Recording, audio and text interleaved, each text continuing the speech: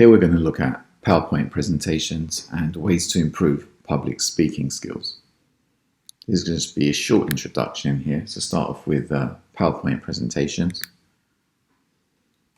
So with PowerPoint presentations, it's important to make the PowerPoint not look too flashy. You want to keep the person's attention, the people's attention, your audience's attention on what you have to say rather than be distracted by flashy PowerPoints. It's also a good idea to keep the original sources of any files or videos attached, say in the notes of your PowerPoints, so it's easy for you to reconstruct them or find them. And it's always a good idea to do the dry run, which is basically do a practice run, like exactly the same as the actual presentation is going to be, so you can see if there's any glitches in it. Okay, design rules. Again, you don't want to be too wordy. You want it to be brief. You want it to be clean. You want to summarize points, and you don't want to have too many words.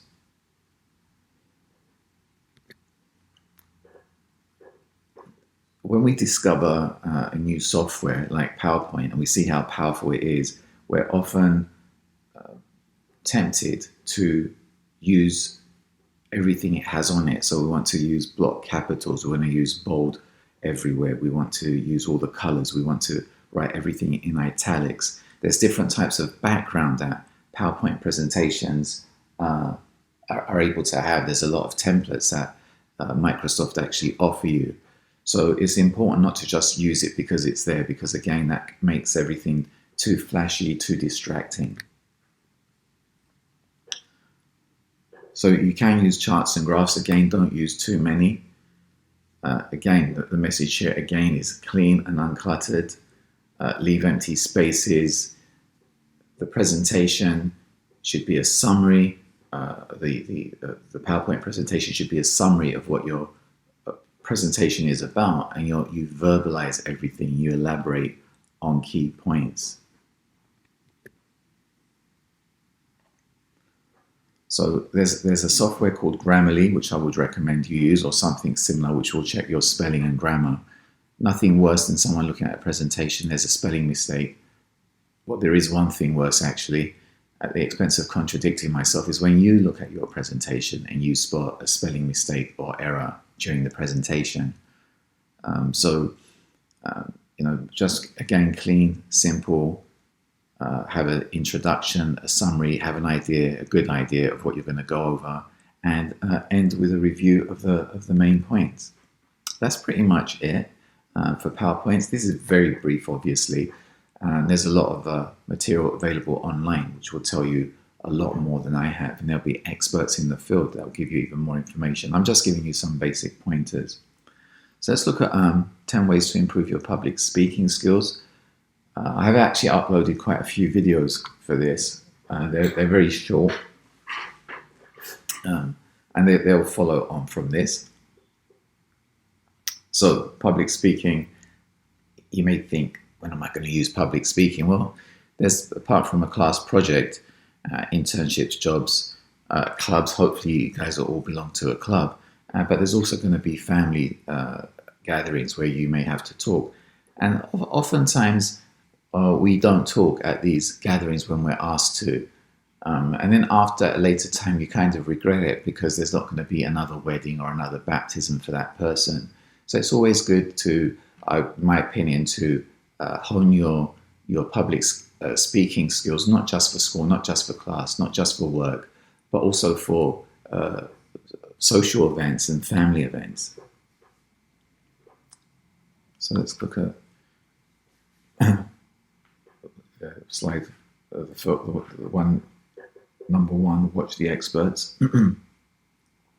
So this is what you should look out for when you look at speakers, to see what they do, right? There's posture, tone, volume, that list down there. And what I've actually done, I've put several videos, as I've said before. The first of those videos is Steve Jobs in 2007 when he was introducing the Apple iPhone. It was just as it was going to come out. That was absolute revolution. But again, you should look at his posture. his tone, the volume, his voice, the hand gestures. Eye contact, if you've got a big audience, is not necessarily an easy thing to look at or to take on, but you certainly shouldn't be looking away from the audience. The dress, how he was dressed. Well, Steve Jobs was typically wearing that black polo neck jumper or pullover or cardigan and jeans. And look at the audio and visual he used. He kept it very simple, and he also included a lot of humor in his speech. So that's the thing that stands out for me in that speech. When you watch that when he was presenting the new iPhone in 2007, that it was humor. His hand gestures were kind of important. The way he walked about the stage was important. The tone of his voice was important, and so you just take everything into account that he did well, and you could lift stuff from there. He kept the message simple as well. So these are things that you should look out for.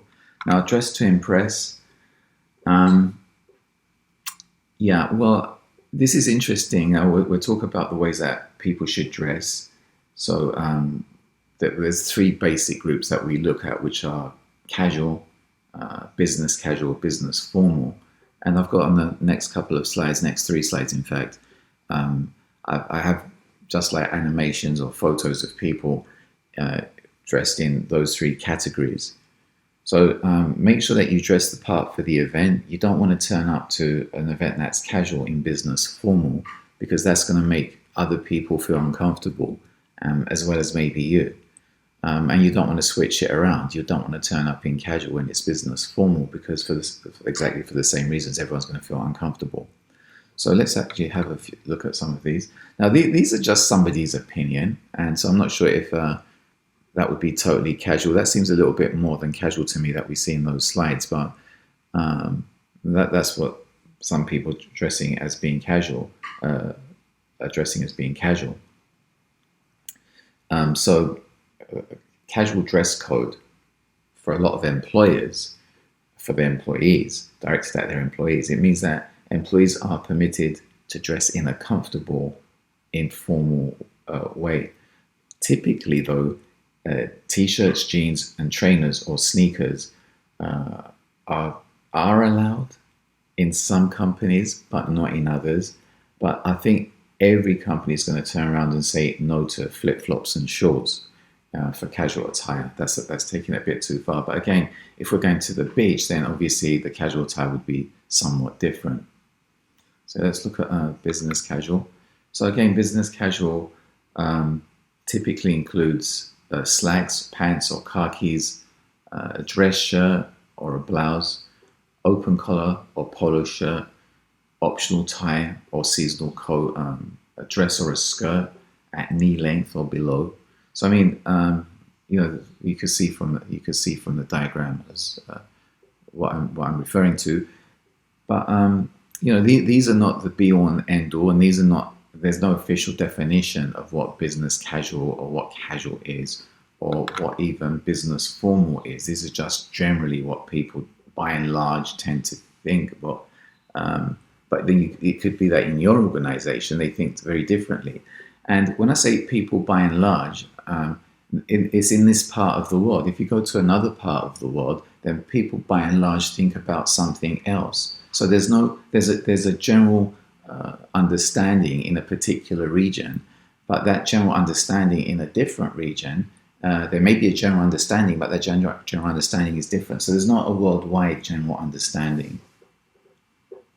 So you can see that business formal, the darker the color, the more formal, and the lighter the color, the less formal.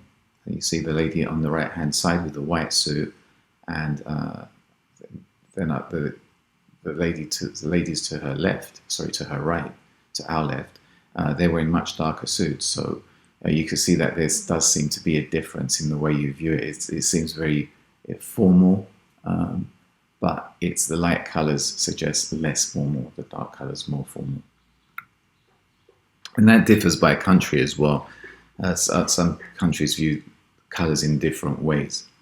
So it's always a good idea, if you have the opportunity, to actually visit the site before you give your speech, especially if you haven't actually spoken there before and you're not familiar with the site. So you should ask if you could see the space that you're going to be in before your presentation.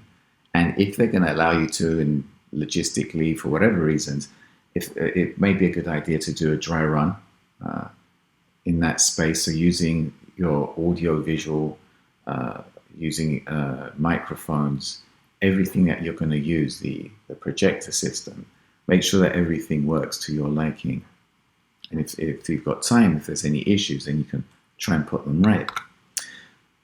Know your material. So try to learn as much as you can about the topic which you're presenting about.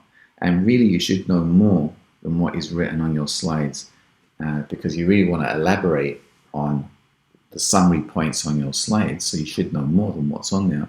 And also, people may ask you questions around what's on your slides. So you should be able to answer those questions as much as possible. I'm going to say this again as we move on, but sometimes you're not going to know the answer to something. It's okay to say, I don't know, rather than lying. I know some people that would actually just come out with an out-and-out lie, or they would, or I know of people, or they would say something which they weren't sure about. It's good to be sure about what you say, and it's perfectly legitimate to say that I don't have the answer to that, but I'll get back to you. But when you promise to get back to someone, make sure you do get back to them. So you must know the content of your presentation, and it's good to always remember a few key points, like the order of your slides, the purpose of your slides, any additional information that you're presenting that is being supplemented by your slide. Just be prepared with that. The 7 C's to consider of public speaking. Now, there's actually a video on this, a 2-minute video on this I've included as well. Basically, these 7 C's, you have to be all of those things: clear, concise. Your message must be concrete, correct, coherent. All those C's that go in there. So you can apply many of these principles of written communication into your public speaking, and it's often more difficult to perfect these 7 C's when communicating verbally with a live audience, instead of having all the time in the world to write, review, rewrite, re-review, and edit your written piece. So you can get your presentation, your slide part ready, following these 7 C's, but you can also follow these 7 C's as you move into the room where you're going to do your actual presentation. And when you're verbalizing, when you're actually talking, these 7 C's are still important. So write down the points you want to hit upon, and key phrasing, vocab you want to use, and practice constructing these thoughts into sentences. When you make a presentation, and even if you're only talking for 10 minutes, you can't memorize word for word what you're going to say. So you should have key trigger words that you can look at, or key phrases that sets you off as to what you're going to talk about. So don't try to torture yourself by trying to memorize like 10 minutes worth of speech, and if you miss a word somewhere, you lose your track. No, you just have key words that trigger you, and I find that works really well. Initially, when you start teaching or you start giving presentations, that's you want to be perfect and you want to follow set script, but you just can't be done. And it also comes across as being a little bit fake as well. So people prefer you to offer them free form what you're going to do. So also a good idea is to have someone listen to your presentation and get feedback from them, and try and figure out, are they understanding what you're trying to say? Are you explaining your message in the most effective way? But when you do this, make sure that the people that you're asking to review your speech, they're actually knowledgeable, and they're worldly, so they're not they're not leading you astray. Body language, very important. So watch yourself in the mirror or record yourself on your phone. So watch your body language. Is it actually telling the audience, conveying the message that you want them to? Because once you're actually using certain body language, when you're actually in the act of using this body language, it may feel a certain way to you, but then when you look at it, if you record it and look at it afterwards, it may come across the wrong way, and you may see that yourself. Let your personality shine through, be confident, and a lot of people like to share personal stories because it connects you with your audience. Make sure it doesn't eat too much into the time that you have to speak. We'll talk about that a tiny bit more as we move on. So I guess this slide is about practice.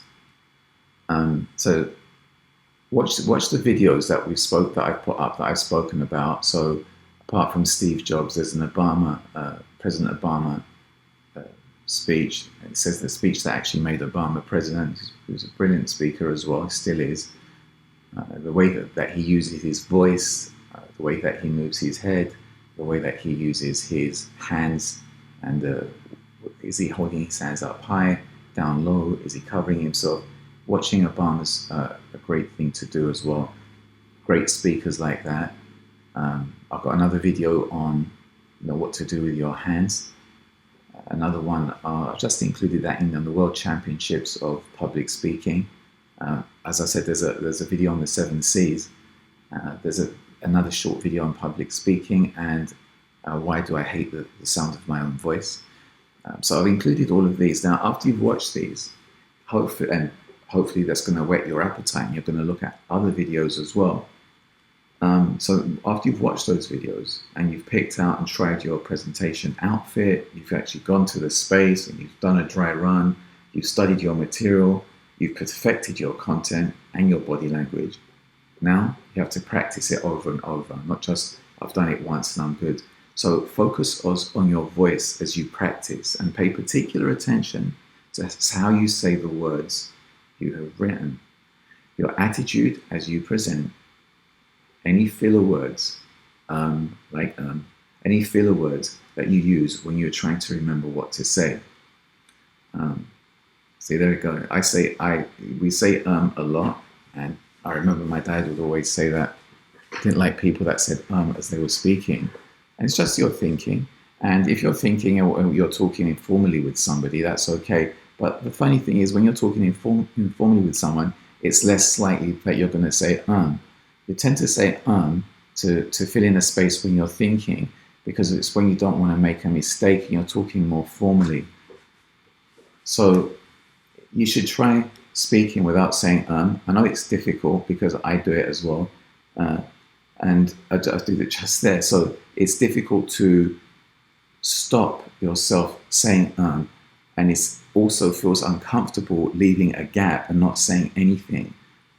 But the general consensus is that it's best to leave a gap and not say anything whilst you're thinking, and get used to it, because typically initially you feel pressurized into saying something and filling in the gaps with an So spend time on these areas and bring them up to par, get them right, get them going. So get feedback. So again, get feedback from others. Find someone who's willing to watch and listen to your presentation and provide constructive criticism. And you should ask someone who's more knowledgeable, who you think they would make a good public speaker, or they are a public speaker. A great way to improve is to give yourself feedback. So record yourself, remember, giving the presentation, as you're giving that presentation, and watch it back several times. It is always uncomfortable and awkward to watch yourself speak and present. I don't even watch back the videos unless I have to that I made, but watch yourself with a critical lens towards your content, what you're saying, your body language, your personality, your voice, your visual aids. Try different presentation styles and feel free to experiment and watch yourself presenting in different ways and pick up your favorite style, the one that you think works best for you.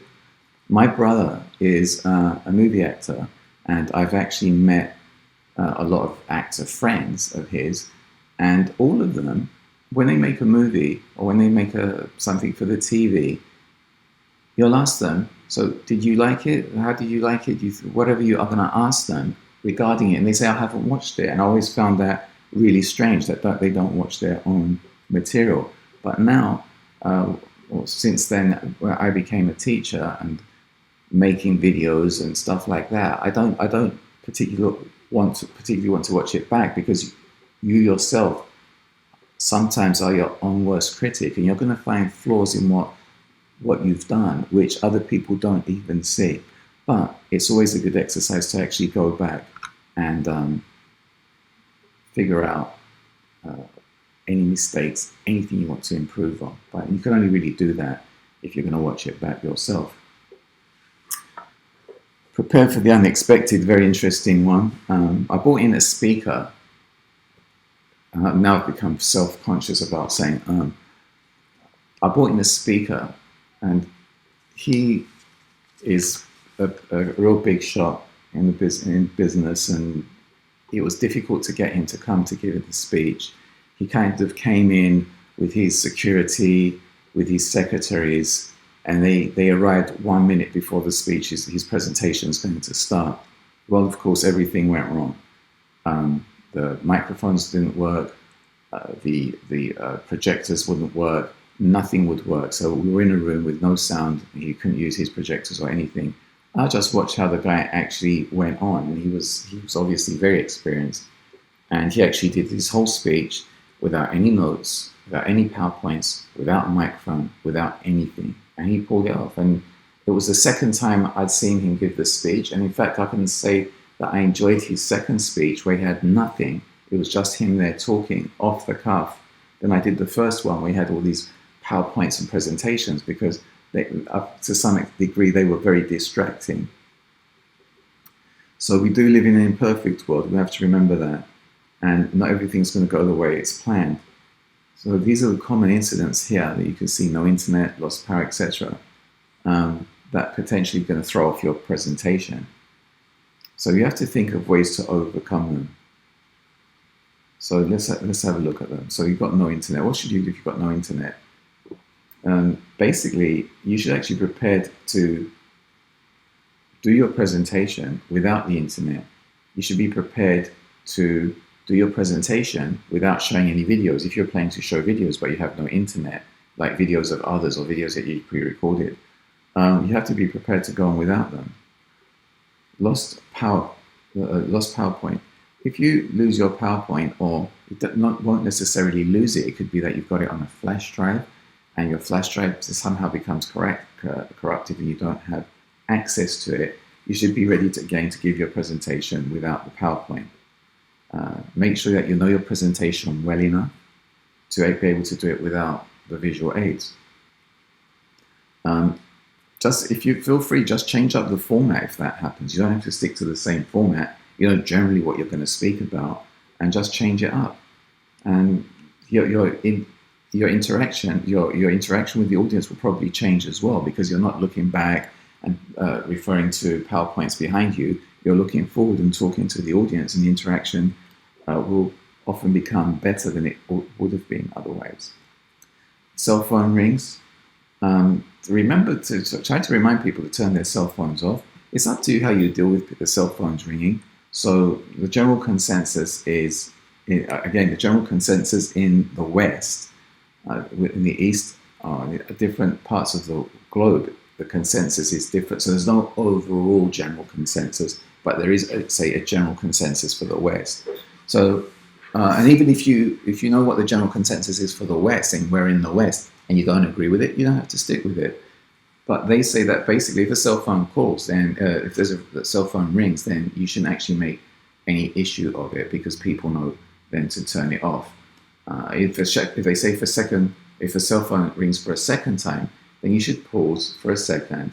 And the reason you should pause is not to admonish that person whose cell phone went off, but it's to give the audience a chance to not be distracted. They're already being distracted by it. You pause. You may want to go back and re-say what you just said previously. If a cell phone rings, typically when I'm giving a presentation, I tend to ignore it the first time. But if it happens a second time, then I'll digress from what I'm talking about and tell the audience a funny story about, a true story about a student that I had in my class, and her cell phone went off. Unfortunately, her cell phone was right in the bottom of her purse, and she was scrambling to get it out, pulling everything out, pulling everything out. And the reason was that it was at a time where people had ringtones. You could put any ringtone you wanted on your phone. And it was at a time where people were actually putting songs on, but she'd put a song on that she was singing, and that was her ringtone, her singing. And it sounded as if she'd done it when she was drunk and or inebriated in some way. And so she was highly, highly, highly embarrassed because it was like an inebriated person singing some sort of love song in the middle of a quiet presentation. So you can treat these situations with humor, but don't admonish the person. And don't get upset, and don't lose your don't lose the track of where you're at. So a late entrance. If someone walks in late into your class or your presentation, you shouldn't let it distract you. If they're standing at the back and there are available seats, and you're at the front, you've got a better view of the seats. Feel free to just point out the seats. If a lot of people walk in late, it's okay for you to actually summarize what you've already said, what they've missed out on. The size of the audience, if we've got a different size audience, if you're applying for a large talk but only a small group of people actually showed up, be flexible, don't get upset. I've seen people get upset at that. And change up your presentation style. So for smaller groups, they often take on a more intimate feeling, and it makes it easier for the presenter audience interaction. It's so easier to speak to a small group and get a message across rather than to a large group. And when you've got a small group that's shown up, right, rather than stand in front of 5 people with a microphone and kind of be lording it over them, it may be a good idea just to sit down, put the mic down, and talk to them that way.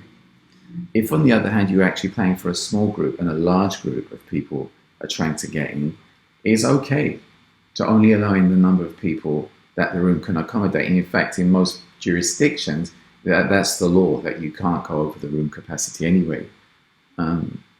Okay, so how about if you forgot your handouts? Let's see. So if you had prepared handouts for your audience, but you left them at home or you didn't have them with you for some reason, don't get flustered. Improvise. If it was a chart that you wanted them to fill out, ask your audience to just grab a piece of paper and a pencil and do the exercise right there and then. You off the cuff it. If your handout was an informational handout, you can actually just pass around a sign-in paper and also ask the audience to put their email address on them or some contact details, and you send it out to them. So you're improvising. Lost index cards. What we're going to do if we've got lost index cards or presentation notes. So sometimes it is helpful to actually keep an outline of topics or bullet points to discuss during a talk. But what happens when you lose these notes, or if you drop them on the floor? Well, first of all, you should have them numbered. If you're going to use them, you should have them numbered. Some people actually kind of staple them together, or they put some sort of a tag on them to keep them together. So you just be prepared. If you left your notes at home, still be confident in yourself that you have practiced your presentation enough that you'll be able to present without having all those additional materials that you had. So there was a soccer team that was very successful at one period in time, and what they used to do was win. In fact, they were called the Invincibles at one stage. It's a rival team to the team that I supported, but they did very well. They would win games even when they'd have a player sent off of the pitch, and instead of having 11, they only had 10 players playing. They would still win games. And later on, we found out that the manager, the coach, he would actually make them practice, instead of playing with 11, 10, and then 9. He'd pull a guy off each time. So they'd be used to playing with fewer and fewer players. So when they actually were in that position where they would have a player sent off, they were still able to cope. So with your presentations, you should try and do your presentation without any PowerPoints, without anything. Try and do it like that. Your presentation may take a different form, but that's okay. You should also practice that. too many audience questions. If you're asked to prepare a 1 hour talk, end 10 minutes early. Don't go for the full hour and then ask for questions. Give the 10 minutes for your student, for your students or for your audience to actually ask questions. Sometimes there are not going to be many questions, so that's fair enough.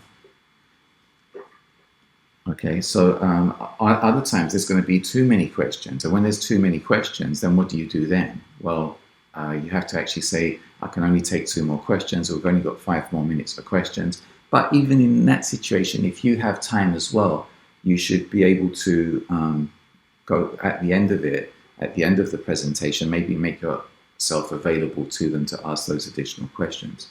And let's look at the do's and don'ts. So we got 3 do's and 4 don'ts. So do. These are the do's. I'll start off with the do's. Repeat audience questions. So when somebody asks you a question, it's always good to repeat that question back to them before you start answering it. That way, there's 2 purposes that are served by that. One thing is that you're acknowledging the person that you've understood their question, and the other thing, other people that may have not have heard or even understood the question, when you're repeating the question in your own words, then it makes it easier for everyone to understand. Give the audience something to walk away with. So what can audiences walk away with from your presentation, knowing or feeling that they did not know or feel before they actually came there? So yeah, they have to have learned something, or they have to take something away from it. Respect your audience's time and other presenters' time as well. So if you are asked to present for an hour, then go for 50 minutes. A 30-minute presentation should only go for 25 minutes. Now that's going to allow time for your audience to ask questions. We spoke about that a little bit before. As well as that, it ensures that you are not stealing time from your audience members. This is especially true if you're presenting at a conference and your audience needs to get to another presentation. They want to go to lunch, or they want to go home, and you've run over. How many times have you been in a presentation where they go over the time and you start getting antsy? You say, I don't want to be here right now because I've got something else planned, whatever that it could have been. So you really must respect your audience's time. And you may feel that you're doing them a favor, but you're probably not. You're probably upsetting them. So do respect your audience's time. So how about the don'ts? Don't make excuses. Don't tell your audience that I just put this presentation together. Oh, I didn't have time to prepare. I'm not good at making presentations. You must have confidence in yourself and the quality of your work. You have confidence in the quality of your work as well, and in your abilities. Try not to read from your slides. I know sometimes it's inevitable. And if it's a really short point and it's really succinct and you just read it off the slide, there's nothing much more to say. So sometimes, inevitably, you will read off the slide, but try not to make it a general rule that you're just sitting there reading the slides. I'm pretty sure all of your audience can read, so there's no point in doing that. In a certain extent, it's condescending. I was doing the student opinion questionnaires that students do at the end of the semester for instructors, and we weren't allowed to do our own. We had to go into another instructor's classroom. And one of the questions on the student opinion questionnaire to be filled in by the students was, what are the instructor's special strengths? And the response was from a student about their instructor. She is especially good at reading out PowerPoints word for word. So people don't like to see that. So so don't read from your slides. Now, if an audience member asks a question that fits in to well where you're at in your presentation, then answer it at that point.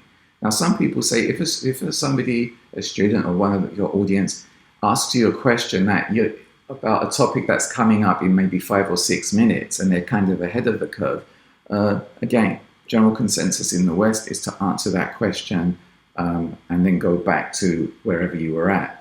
My way of doing it is to tell the student, we're going to come to that in a few moments, and it's great that you're ahead of me, but we'll all get caught up, and when we get to that point, I'll actually answer that question. So when you see the rules, you don't have to stick to them. These are just guidelines. And I'm going to tell you about Denzel Washington just as I finish this slide. Your slides are to act as a visual aid to your audience, and don't let your visual aid be a visual distraction. Remember, don't make them busy. You know, it's about your verbal presentation. The slides are just a side thing that are there to help you. Remember, your slides should be simple, they should be easy to follow, and they should complement your presentation. So what I would say to you is that Denzel Washington's a great actor, and he, in my opinion, and he gives a lot of great speeches. And when you look at the speeches that Denzel Washington gives, he does not follow a lot of the rules, and yet his speeches are good. I was just wondering how good his speeches would be if he actually followed some of the rules. So some of the rules he doesn't follow, he'll come on a speech. There's a famous speech called Falling Forward that he made at a college graduation or commencement address. And, you know, he looked a little bit disheveled, his attire. He was unprepared, and he said he was unprepared. He announced it. These are no-nos. You don't, if you've got any weakness, you're not going to tell your audience about this weakness that you've got, that you're not prepared or you don't understand the topic or anything like that. He looks down at his notes and he's not making eye contact, and yet he still pulls it off. So you do get exceptions to these rules. But overall, for the majority of us, the best way to do is to start off by looking at what works. We look at YouTube videos. There's good TED Talks on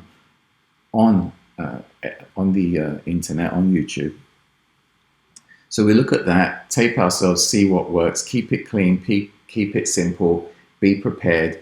And these are life skills. They're not just skills that you're going to use for a class, for this class. These are actually life skills as well. And for your work, for your personal life, these are life skills.